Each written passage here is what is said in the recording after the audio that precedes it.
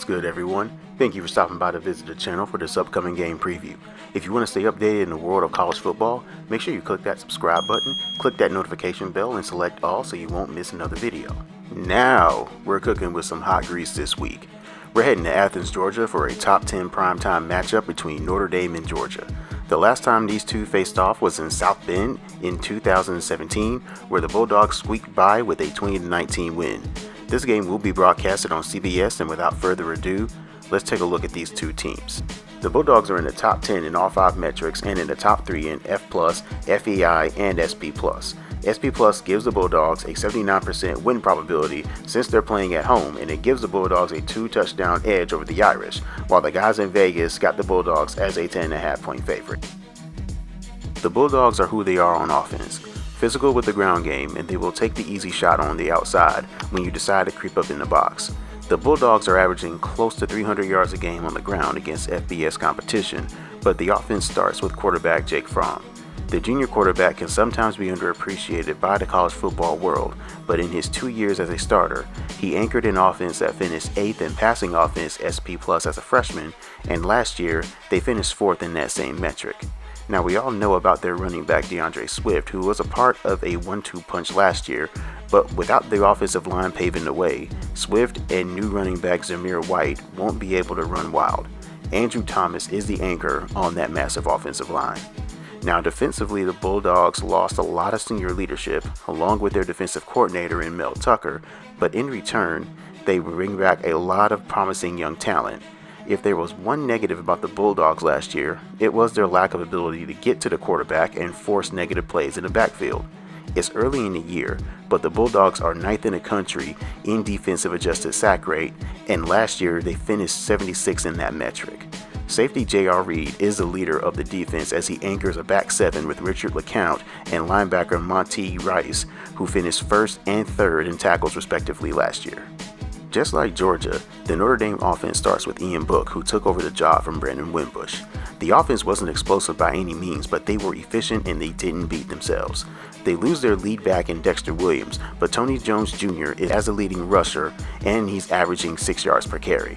Senior Chase Claypool has been the leading target for Ian Book, as he is averaging 95 yards a game at 21 yards per catch. But the strength of this team is at the offensive line, as they returned 4 out of their 5 starters from the previous year.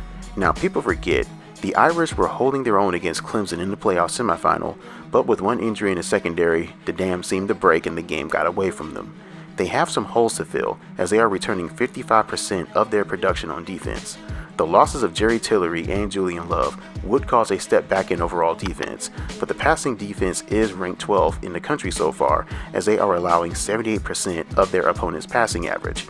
But the rushing defense is a cause for concern, as they are allowing 107% of their opponent's average, and they are 115th in rushing defense against FBS competition. And the keys to this game, for Georgia, they have to lean on the ground game. Notre Dame is 119th in defensive adjusted line yardage and 125th in defensive opportunity rate. On the flip side, Georgia is 1st in offensive adjusted line yardage and 4th in offensive opportunity rate. 4 words: run the freaking ball. For Notre Dame, they have to force obvious passing downs.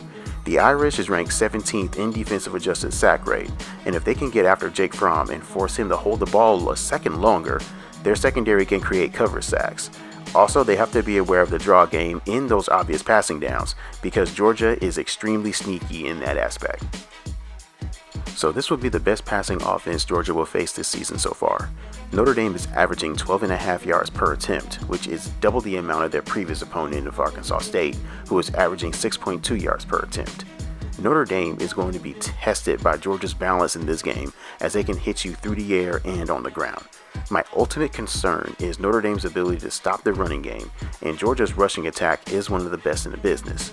I think the Irish will be fired up for this game, but I feel Georgia will pull this out to the score of 38-27. And that is a wrap for this game preview. So let me know what your thoughts are on the game in the comment section below. Give me your score prediction and also tell me why your respective team is going to win the game. I hope you enjoyed the video.